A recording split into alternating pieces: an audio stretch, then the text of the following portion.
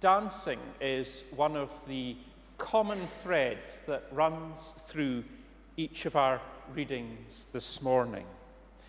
In the first, from the Old Testament, we'll hear of King David dancing extravagantly, showily, before the Ark of the Covenant. But as we'll hear as Mary reads that story for us, not everyone who saw him was convinced by his display of religious fervour. A king making such a public display probably had an agenda. Most probably was doing something for his own benefit and the strengthening of his own position. In our gospel reading, it's not the king, but the king's daughter who is dancing. The passage which we will read from Mark chapter 6 takes the form of a kind of flashback. It's not really part of the story which Mark is telling at that point in the gospel. He's looking back, he's filling in a bit of background, plugging a gap in his narrative, helping to paint a picture. It's an odd story. It isn't a story which concerns Jesus, and that, in a sense, is strange within the Gospels. So why should we read it? Why should we concern ourselves with this story of Herod's daughter dancing? Now, some people would say that simply because it's in the Bible, it is worthy to be read. And they base this idea on the notion that the Bible is a set of writing which is uniquely authoritative. And that somehow, because it is the Bible, it has something to teach us for all time. And that's a long-held and a respectable view. But I'm increasingly aware that there are people who are finding this way of thinking wearing a bit thin, pointing out that a book which is, in its most recent sections, still nearly 2,000 years old, cannot fully address all the issues that we face in modern life. The claim that the Bible can contain all the necessary answers and guidance and wisdom is for some people becoming questionable. And I think those of us who value the Bible as seriously as we do need to take that seriously. But in worship, the Bible is always our starting point. So we'll listen now to how the biblical writers tell these stories. Once upon a time, there was a very weak king. He knew he had the title of king, but he knew that he wasn't secure in that role. He knew that he could very easily be deposed. This king lived in the shadow of his father, who had been a much tougher, much more effective king. A king who, in retrospect, was called the Great. No one was ever going to call his son the Great, and his son knew it, and it bothered him. He felt he had a constant challenge in living up to his father's reputation, a challenge at which he knew he was always failing. But because he was king, he couldn't say to anyone, "This is tough. I'm not doing too well. Can someone please help me?" Being a king was never easy, especially when you weren't very good at it. This king was surrounded by people who pretended that they did as the king told them to do, but in reality they were always telling him what they thought he should do. And they were always scheming and at odds with one another, vying for position within the court. They never seemed to agree among themselves. If the king were to follow one set of advice from one set of courtiers, he would displease another set of courtiers whose advice he ignored. And so if he tried to take the advice of another lot on another occasion, the first lot of people got all put out. And he had to do all this while appearing to be strong, to be in charge, to be in control.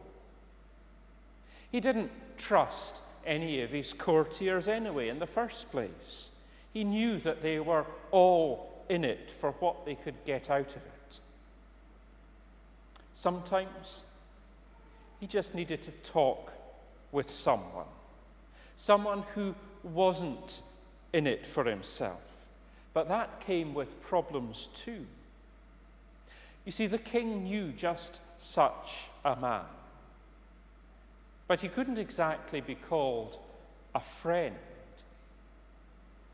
You don't keep your friends in prison, which is what the king was doing with this man that he sometimes liked to talk with. And to be honest, the man in the cells beneath the palace wasn't exactly friend material. He was a problem, always had been. He was a problem because he kept saying uncomfortable and inconvenient things and saying them with conviction and authority in a way that people listened to him. He made the king think, and he made the king have doubts, because there were many times when the man in the cells was really critical. Nothing was off limits, it seemed. He even said that the king shouldn't be married to his current wife. That stung. That really hurt, probably because it was true. And because it was true, the king couldn't bring himself to do what his father would have done. The king they called the Great, the tough, effective king, and get rid of the man in the dungeon once and for all. There was somebody else who didn't much like this man the king kept in the dungeon, and that was the king's wife, equally the object of his criticism. She was another person, of course, telling the king what he ought to be doing all the time. She was also trying to strengthen her own position. Really, it put the king in a terribly uncomfortable position. But of course he couldn't show it. He couldn't let the mask slip. One day, it was the king's birthday. A lavish celebration was held. All the courtiers were there in the palace. Rich foods were eaten. The wine was flowing like it would never run out. Things got rowdier and rowdier. And the atmosphere in the great hall was crackling with lust. Lust for sex and lust for power. In the midst of this, the king's daughter danced. A beautiful young woman, driving the men of the court to new heights of desire and new depths of depravity. Before them all, the king made an extravagant gesture. He declared to her, "You can have anything you want." Her mother, the queen, sensed her opportunity and prompted her daughter, the princess, to say, ask for the head of that tiresome man in the cells to be brought here on a plate. The king was shocked. He faced a choice: refuse or comply, lose face, or have a man he regarded as holy, if troublesome, killed. Without hesitation, the king sent a soldier down to the cells to do the evil deed. And the man's friends came later to take the rest of his body away to bury it. Think about what we have here. The essential elements of this story. There's weakness, there's ambition, there's violence, there's lust for power, there's sex, there's competing interests, there's pride, there's fear of loss of face. We may take this story no more special in many ways than any other story.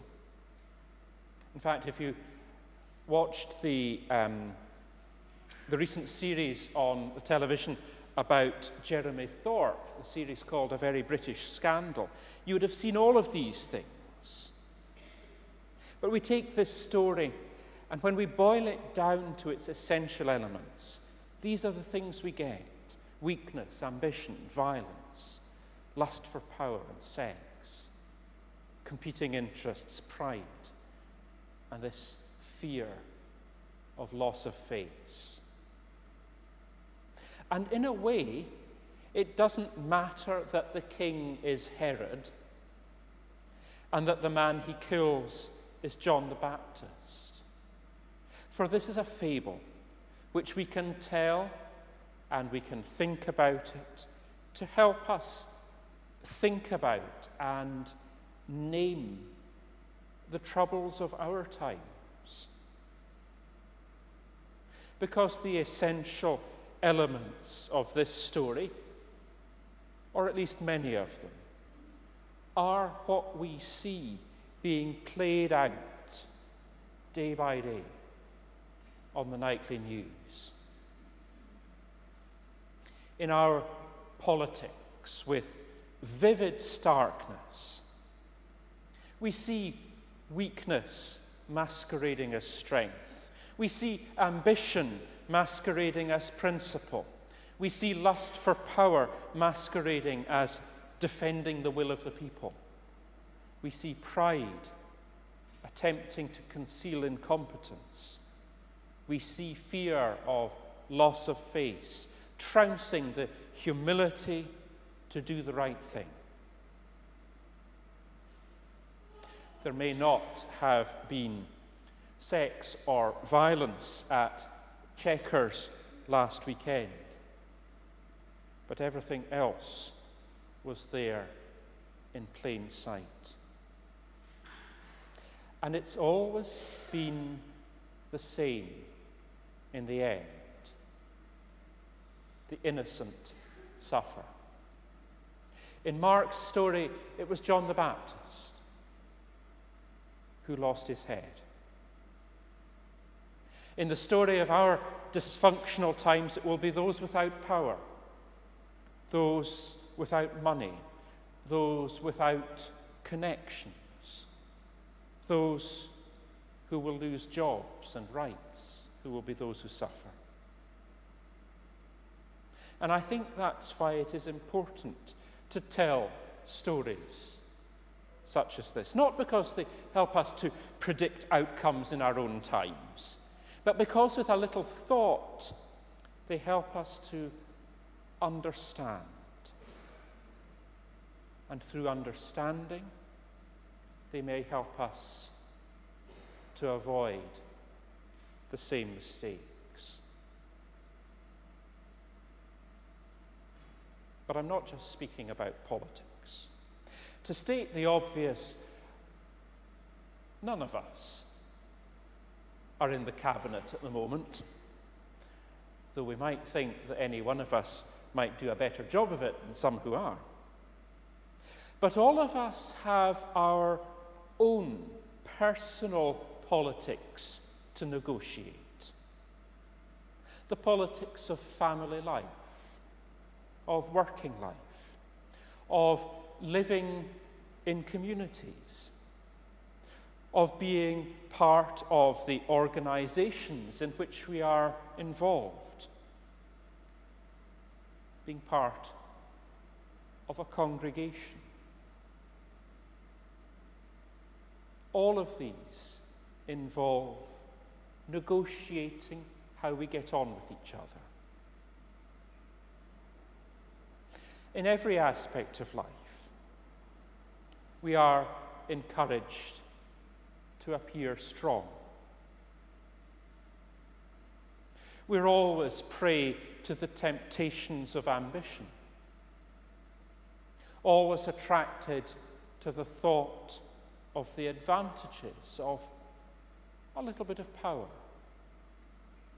or a little bit of influence. And we're always surrounded by people whose interests compete in innumerable ways. And let's face it, none of us ever wants to lose face. So this story, this flashback, is both particular and universal. It is both about Herod and Herodias and John the Baptist, and it's also about the tangled web of humanity in which we all exist.